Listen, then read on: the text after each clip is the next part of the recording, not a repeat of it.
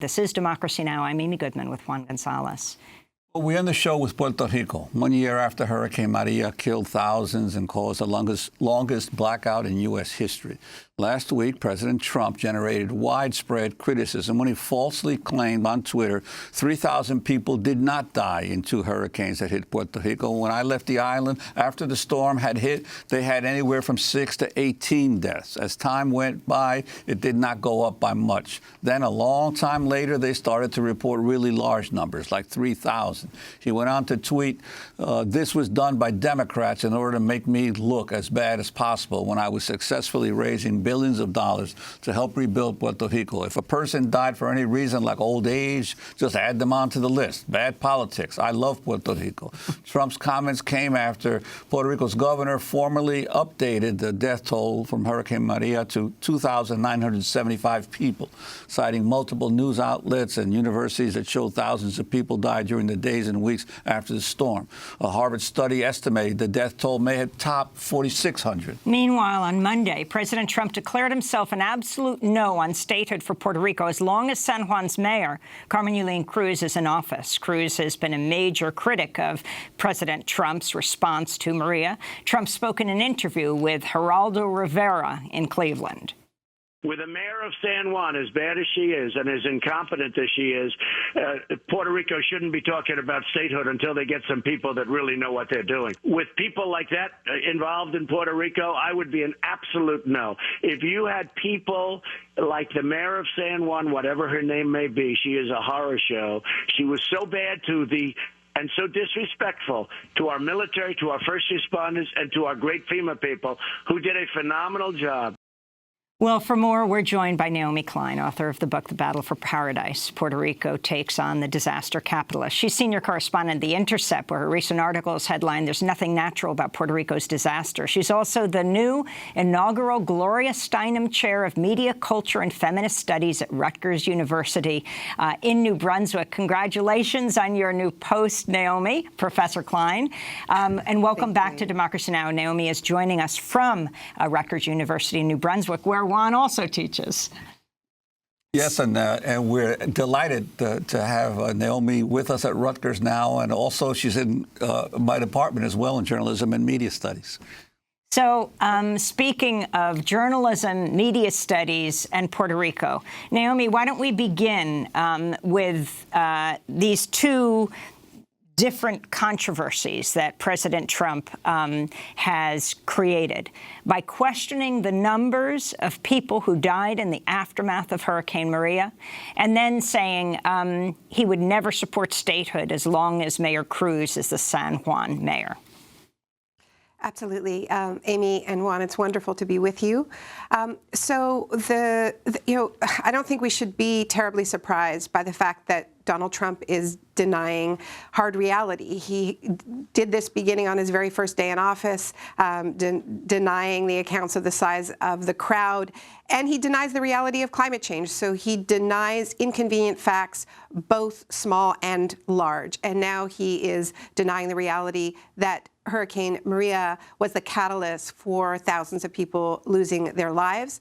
You mentioned the 3,000 figure. Many Puerto Ricans are convinced that that is very low, that at the end of the day we're going to find out that the number could well be more than twice that.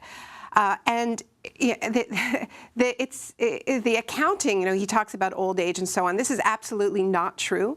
What these very credible studies have shown from several universities, and also now the government in Puerto Rico is saying that this is legitimate, is that people lost their lives for multiple reasons, not just the wind and the storm itself, but the total failure of the infrastructure. And maybe we can come back to that. But people lost their lives because they weren't able to plug in life-saving medical equipment. They lost their lives because basic medicine was not available to them because the healthcare system collapsed. The whole public infrastructure of Puerto Rico collapsed, and that's not just about Trump. That is part of a bipartisan war that has been waged on the public sphere in Puerto Rico using the debt as the excuse. Now, when it comes to the attacks on the mayor of San Juan, it's really striking because many of the worst examples, the most lethal examples of the failure of relief efforts in Puerto Rico were outside of San Juan.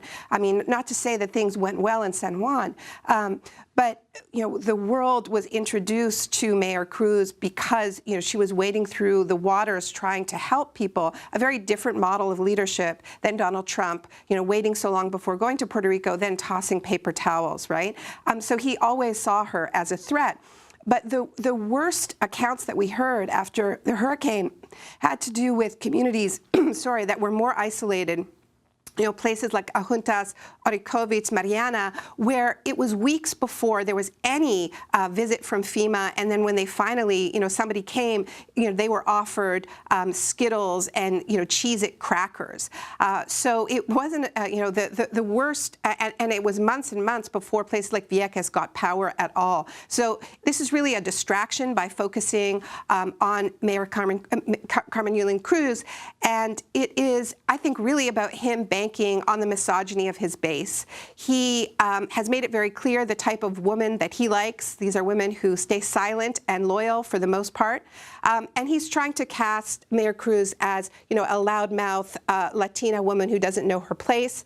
And he's hoping that this will be sufficient distraction from his own failures. Well, and Naomi, on that point, even Governor Ricky Rosselló, who is obviously in a different political party from Carmen Yulín Cruz, criticized the president's remarks toward the mayor. Interestingly, and this hasn't gotten much attention here in the United States, but there's apparently a federal grand jury has been convening in San Juan looking into alleged corruption within the San Juan municipal government. They've been taking testimony now for several days, and the press reports have started to surface. So not so surprisingly, suddenly the federal government is launching a corruption investigation into the San Juan mayor's office.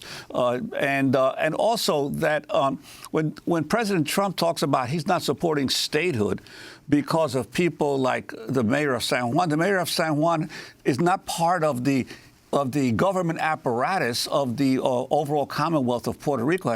She has nothing to do with it. She's a mayor of a local city.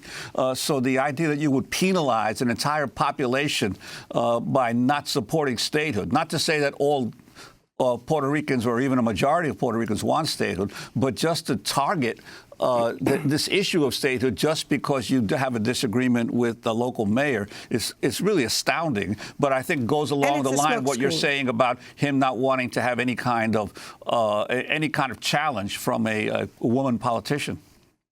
Yeah, and incidentally, she's been very clear that she herself doesn't support statehood. That's not her political position.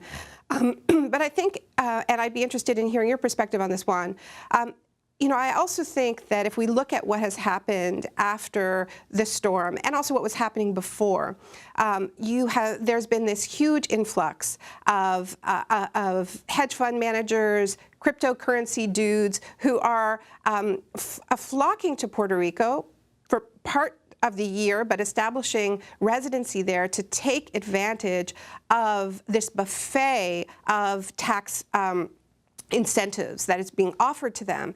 They are able to pay no federal income tax, but they're also able to pay no tax on dividends, no tax on interest, no capital gains taxes. So it seems to me that the profitability of Puerto Rico for the very wealthy in the United States really has to do with its exceptionality, with its colonial status. So I think that may actually be the reason why Donald Trump isn't interested in statehood, perhaps. I wanted to turn to an event you went to, Juan, on Friday. You gave a keynote address at Rutgers Newark. And before that, Rutgers held a panel on the PROMESA control board and the debt crisis with a member of Puerto Rico's PROMESA control board, Arthur Gonzalez, from NYU Law School. He was joined by Natasha Orobanen from, her name is... Natasha Alicia. Yeah, Alicia Orobanen from Latino Justice Pearl Duff. This is a part of their exchange. The board has publicly said on several occasions that their goal is to turn Puerto Rico into the Singapore or Hong Kong of the Caribbean.